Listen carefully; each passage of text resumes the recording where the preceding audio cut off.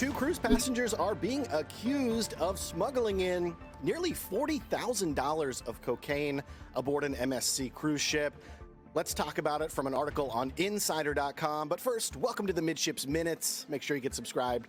You don't want to miss these timely cruise news updates. Let's check this article out. This is by Lloyd Lee. Two sisters recently took a week-long cruise down to Mexico and came back with several kilos of the white powdery substance known as cocaine hidden in the lining of their backpacks, according to an alleged criminal complaint.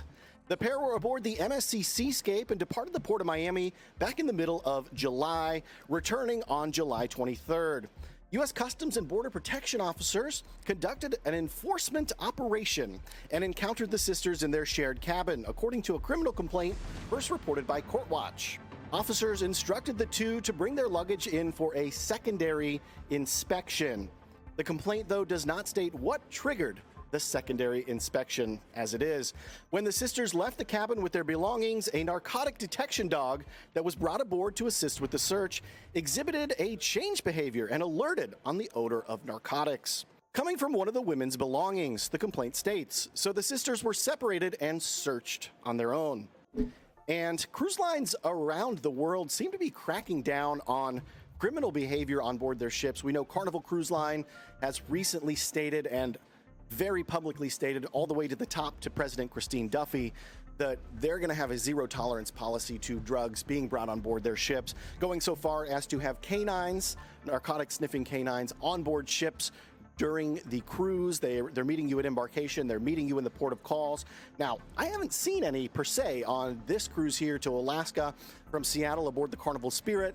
That doesn't mean they're not here. That doesn't mean they're not making walks in the hallways overnight. I know we've seen other high-profile YouTube channels here. Ship Life, hey Jay, what's up? He has recently reported with some photographic evidence of dogs going into people's cabins. You know, if that's the case, if it's an unwarranted search like that, I think that is a bridge too far, and that would push me off of the cruise line if that is indeed the case. If it is, I would hope that you would join me in voicing your discomfort with that type of behavior from a cruise line. I like to assume that we still have some rights as passengers. Let's get back into this article, though. During the search, federal investigators alleged that they found an anomaly sewed inside the lining of the pair's backpacks. Inside each bag were 2 packages of cocaine weighing about 2.4 kilos. In total, about 4.75 kilograms was found hidden in the backpacks. And now, for those of you who live in the U.S. or don't do cocaine regularly, which I assume is all of you for the most part, that's about 10 pounds worth, which I would assume is a lot. I don't know. I'm not a user, nor have I ever been. A Homeland Security agent estimated this to be worth somewhere between $15,000 and $40,000. An MSC Cruise Line spokesperson did not respond to requests for comment sent outside of working hours. The sisters denied knowing about the drugs in their luggage in statements to law enforcement, though one of the pair told investigators that she noticed her backpack was heavier than she originally had remembered. After she left her bag behind at a restaurant to use the bathroom on July 19th in Jamaica. Jamaican me crazy, man. So what do you think? Do we have plausible deniability? Did someone sneak in while homegirl was in the restroom and sew a special lining in her backpack and plant cocaine? You tell me in the comments down below. I'm just reporting on what we're reading here. This is a very interesting article. CBP officers reviewed security footage from the cruise ship on July 19th, and footage showed the pair leaving together and returning separately to the ship while wearing dark-colored backpacks. Lawyers for the sisters declined to comment or did not respond to insiders' requests for comments. Phone records also showed one of the sisters sent a message 2 days before the trip to a contact named Kenny, Jamaica. Uh-oh. Kenny, what you up to down in Jamaica?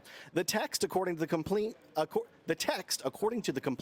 read in part, "I don't know what you're doing, but I'm not doing it no more. So whatever you got going on, let it stop playing with me. And now you not going to pick up the phone." What is this? Do you text like that? Is that like a Siri text, like a voice text? That's strange. The sisters told investigators they were not asked or paid to smuggle drugs. Federal prosecutors are accusing the sisters of importing a controlled substance, though no charges have been filed at this time. Again, cruise lines are really cracking down on this. Carnival is seemingly leading the charge on it.